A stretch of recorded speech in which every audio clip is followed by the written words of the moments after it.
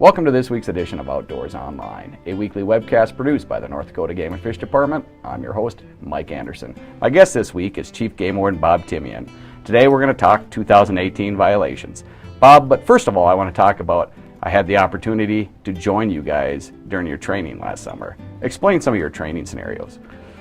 Yeah, well Mike, what we do is about every other year we try to do a summer training session. Because of the weather and the conditions allow us to do things outside that we normally wouldn't be able to do during the winter months. Last summer we concentrated mainly on water type work, search and rescue. And what that allows us to do is we take actual events where we've went on real life search and rescues, and we take those and develop them into scenarios for training. So our officers, when they're training, are training based off a real life situation, not something made up, and that makes the training more realistic and more valuable. And then we incorporate both ground searches, boat searches, and then even using the aircraft in coordination. Okay, so game wardens aren't just out enforcing game and fish laws. There's a lot more to the job. Yes, like we're involved in search and rescue, especially. We assist other law enforcement agencies when requested for all sorts of things, and occasionally we, just provide on occasional services to the general public, like a family has had car trouble on the side of the road, those types of things. That's just normal stuff you do. Sure. Let's move into violations, Bob. 2018 was an average year for violations, but some of your game wardens had some long investigations that led to felony charges. What constitutes a felony charge for game and fish laws in North Dakota? Mike, the legislature a few sessions back passed a law that there would be a felony statute for certain specific violations or groups of violations, and there's standards put in the law, and that is to address large commercial violations or multiple serious violations, like taking a lot of big, where the standard misdemeanor charge didn't seem to be much of a deterrent or penalty, and so the legislature moved up a felony statute, but it is restrictive in when we can use it by law and also by our internal policy, and it is designed for those major cases, major violations. Okay, so basically somebody who poaches a lot of big game animals could potentially be charged with a felony charge. Yes, where you have maybe somebody who's shooting deer illegally on a regular basis, yes, he could potentially face a felony, or say a large commercial operation came in and really started taking a lot of game or fish illegally, it could apply. Okay, have we had any felony charges in the past? I would have to think back. It's used on a very limited basis. Okay, let's move into some of the other violations, Bob. This violation comes up on top of the list every single year, not having enough life jackets on your boat. It's not only a violation, it's also a safety issue. Yeah, typically being short one life jacket or all the life jackets that, they're technically called personal flotation devices, but everybody refers to them as life jackets. That's it. Well, two things. One, there's a lot of boaters out there. And the other thing is people sometimes forget, okay, we got me and you on our boat, and I got a couple life jackets, and all of a sudden I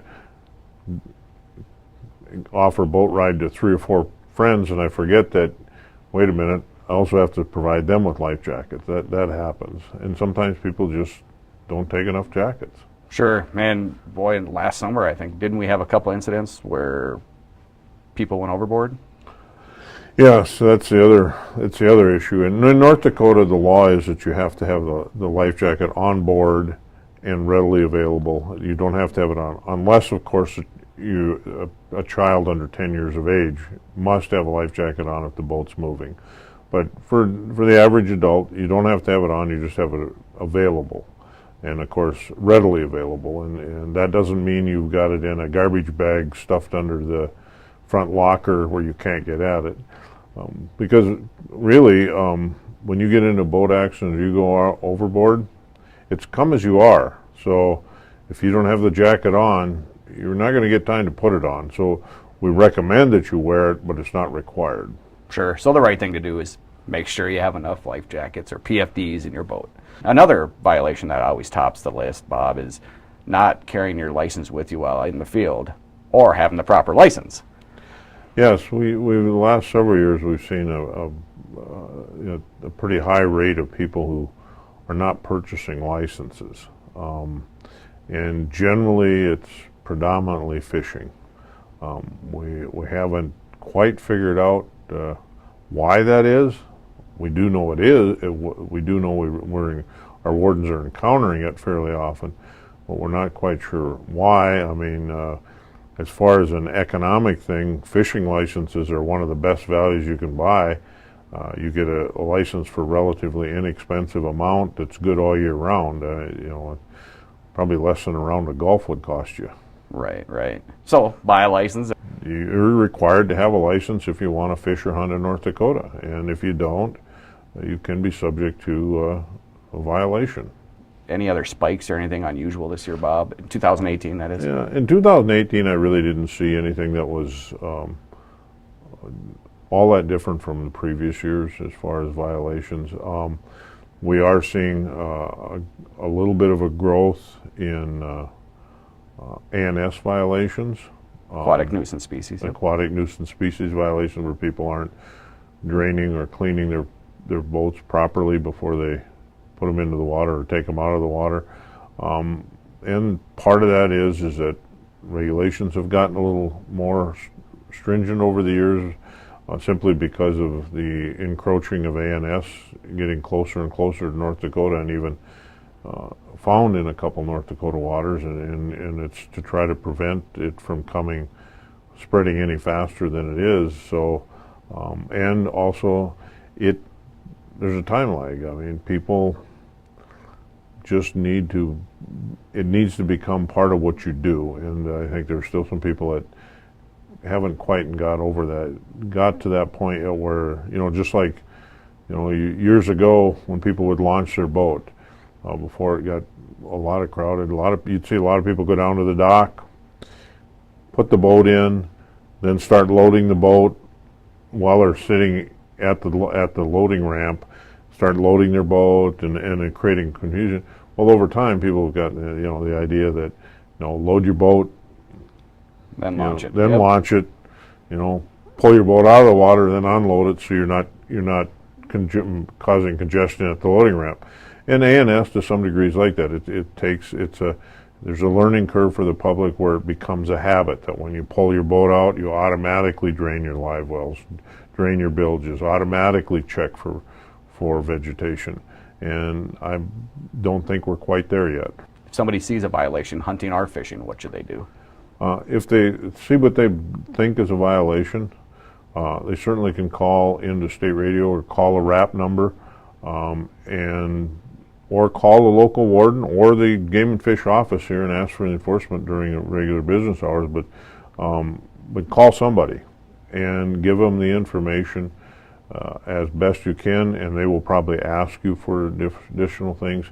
If it's a vehicle, for a boat, a registration number or a license plate number is very helpful, and they will ask you questions of what you saw. But timing is important. The sooner you call, the better chance that we have of determining, first of all, whether or not even a violation occurred, and then potentially catching and prosecuting violators. A lot of good information, Bob. Thank you. For a list of all the 2018 Game and Fish violations, look at the February 2019 North Dakota Outdoors magazine online at the Game and Fish website at gf.nd.gov. For Chief Game Warden Bob Timian and the rest of the staff here at the Game and Fish Department, thanks for joining us for this week's Outdoors Online. We'll see you again next week.